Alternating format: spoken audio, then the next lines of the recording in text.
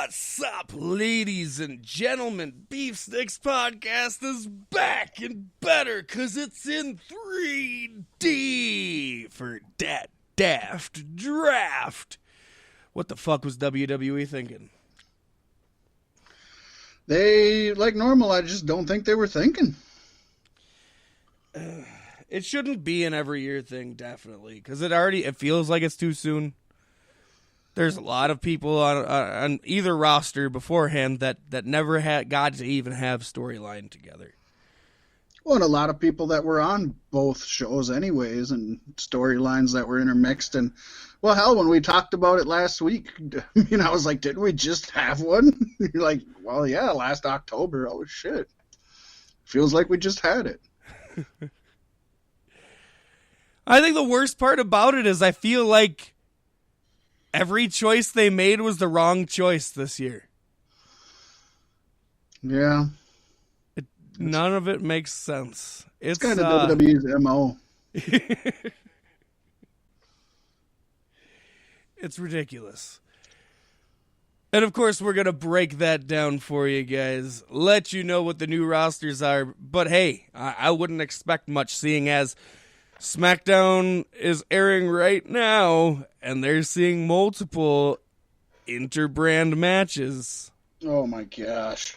Yeah, right? Pasty, this is so bad that I'm going to have to do something I haven't done for weeks. Oh, Wash your balls? I'm going to have one for the working man, because I actually got there you go. I got a brew here that I'm going to be sipping on. I ain't going to chug this guy. It's from Surly Brewing Company. We love Surly. You guys rock. It's called the Grind Core, and it is an espresso milk stout. Oh, fuck yeah. It is stout brewed with espresso and lactose.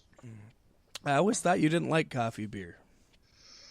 No, it's not coffee beer I don't like. I don't like sweet beers, and there are some that are like that taste kind of like those Starbucks drinks. Yeah. This is not that. This is not sweet at all. This tastes like a dark coffee and a dark beer mixed. That's nice. Honestly. So it's good. It's allegedly with coarsely ground dark beans. Now I hope Drew Carey and his buddies get a portion of the proceeds, seeing as they're the ones who invented the coffee beer. Right? Such a good show. How come that isn't streaming on anything that I watch? It pisses me off to no end, because that's one show I would love to watch over. I'm sure it's because of all like the fat jokes and stuff. Everything they do around Mimi Bobek is not acceptable, I feel. Yeah, like, but they still air fucking Family Guy, so. Yeah. I don't know. It's got to be some kind of legal thing. Somebody has to own it that does it. Maybe Drew Carey owns a piece of it, and he isn't selling, you know what I mean? Yeah. He might own some of it. I don't know. That is weird. I don't think you could even watch like seasons of Who's Line. I mean, the new stuff, yeah, but that's not the same. Right. And yeah, that's another one that, you know what? Maybe Drew Carey's production company owns it, because I know the original British Who's Line is streaming on quite a few platforms. It's weird. He thinks if you can't watch him anywhere else, you'll tune into Price is Right. Yeah, not happening, buddy. You're no Bob Barker. Besides, what you doing getting all those old people socially gathering right now? No. Right. I don't even know if it's still airing. It's probably not. I hope it's not.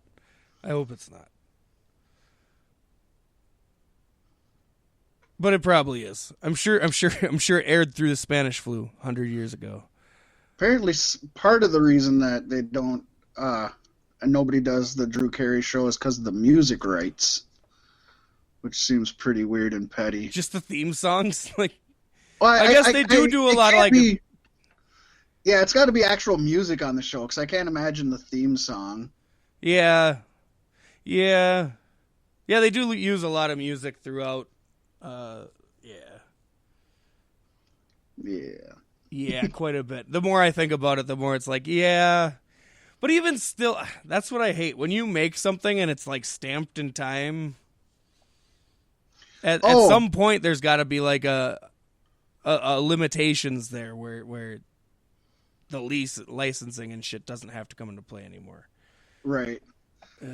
Apparently, their theme song, Cleveland Rocks, is actually a cover of the Presidents of the United States of America. They own that. Yep. So I guess that makes sense then. But you could just still use the Moon Over Parma, the one then, right? Yeah, there's more than one Drew Carey theme song. You could, yeah, exactly. That's just it. So you could change. I mean, they've done it for a lot of shows where they just insert the one intro. Right. Go back and watch some old wrestling on WWE Network. You're going to hear all kinds of theme songs that weren't there back in the day. Right. Well, folks, aren't you happy you tuned into this wrestling show? Isn't Drew Carey in the Hall of Fame? Yeah, he is. So, there you go. It's poignant. It's on point. We can talk about it on Beef Sticks Podcast. That's it. Next week, we're going to deep dive the Drew Carey show. The Drew Carey show. Yes. On this week's Beef. WWE Network's going to do 30 days of Undertaker. We're going to do 30 days of Drew Carey. Damn right. Forget Bound for Glory. Forget Hell in a Cell. We're focusing on Drew Carey, damn it. That's the nuances of his career, yes. That's what the wrestling community is talking about.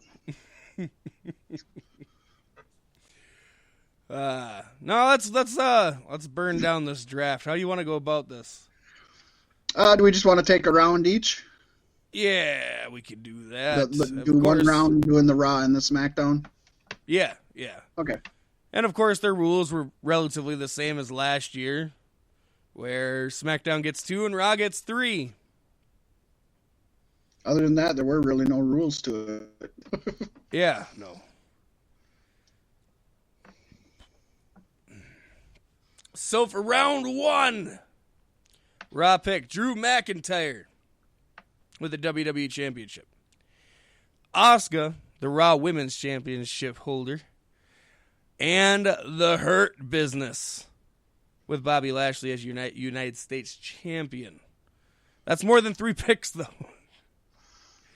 Especially since... Well, that's 3 picks because they said that tag teams and groups could be picked as one.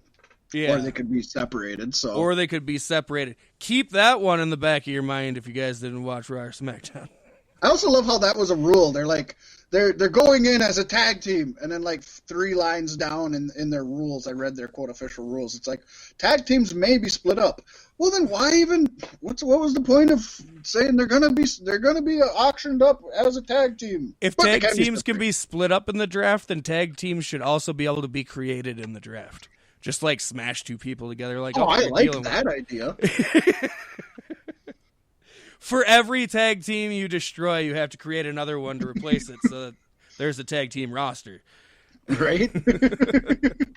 Humberto Carrillo and Otis, you are now a tag team. Called Light Machinery. Medium Machinery. Yes, so Raw got Drew, Asuka, and the Hurt Business, leaving SmackDown to pick Roman Reigns, your Universal Champion, and fucking Seth Rollins. Why would that be your first round second pick? We've had, oh my God. So is Seth going to be a babyface? Is this Roman heel thing not going to last? Are they going to form up again? I don't like this. I don't like it, Fat Mac. Actually, Pasty, I wouldn't mind seeing at least a short program that sees heel Romans versus babyface Seth. And from what I haven't watched since Seth returned as the Messiah of Rock and Raya or whatever the fuck he's supposed to be. But I hear it's not going over very well, or at least ran its course. So I could see him switching to be a face and then just trying out, Roman versus Seth, but this time switching the sides. I'd be willing to give it a shot. I'm just so beyond bored of these two working together. And now Dean's not in the picture, so why not just let it go? Yeah. I will say one thing for the first round draft is at least if we're talking work, if we're doing kayfabe, that's the word I'm trying to think of.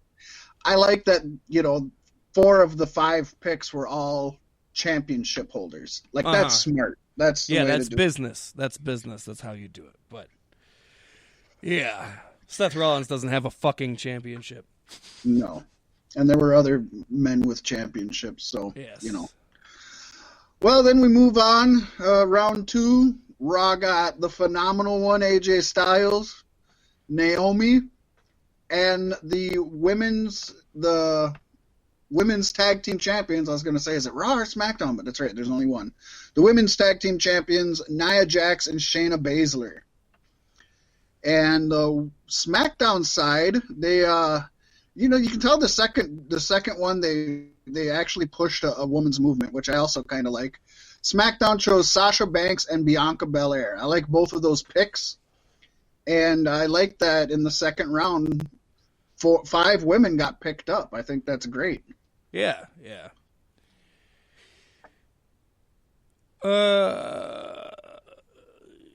AJ Styles going back to Raw was very, very predictable, especially after the first round picks. Yeah. That's if you about take away all I have to Roman say and about Seth, that round. Yeah.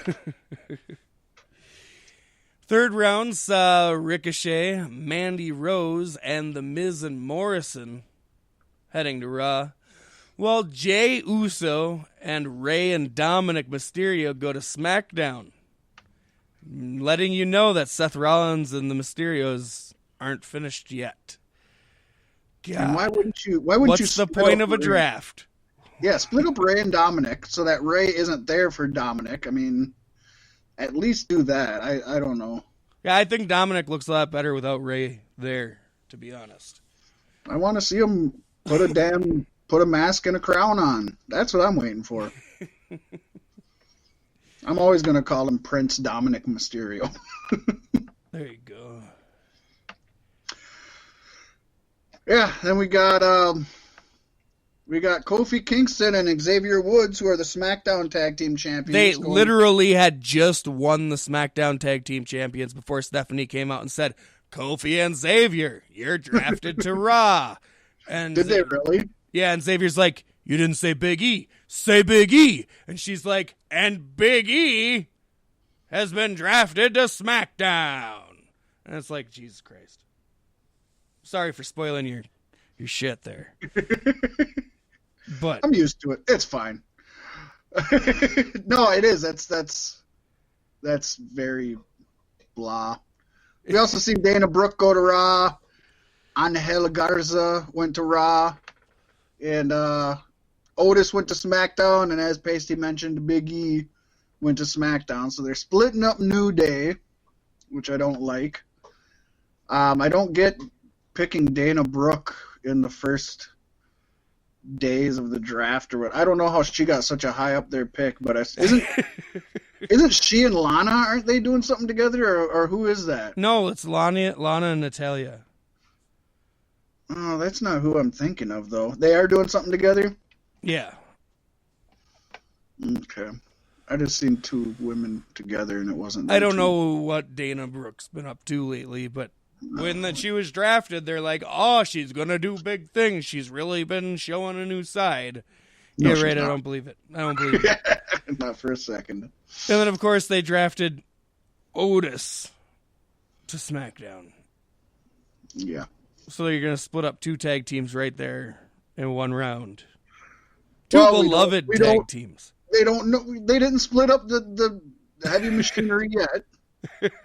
You know right, I mean? They just drafted half because that makes sense. One and you could draft the other one in the next turn. Well, why didn't they do that with the Hurt Business? Right. And round 5 saw Humberto Carrillo, Drew Gulak, and Tucker going to Raw. And Murphy and Kalisto going to SmackDown, which if Otis being drafted to SmackDown in the last round didn't set up Tucker going to Raw, Kalisto does not set up Lucha House Party being split up either, right? No, definitely not. Definitely not. And so, of course, you've got the Mysterios, you've got Rollins, you got Murphy, all on the same roster again. Fucking night 1, folks. Wasn't that a romp? Oh, so much fun.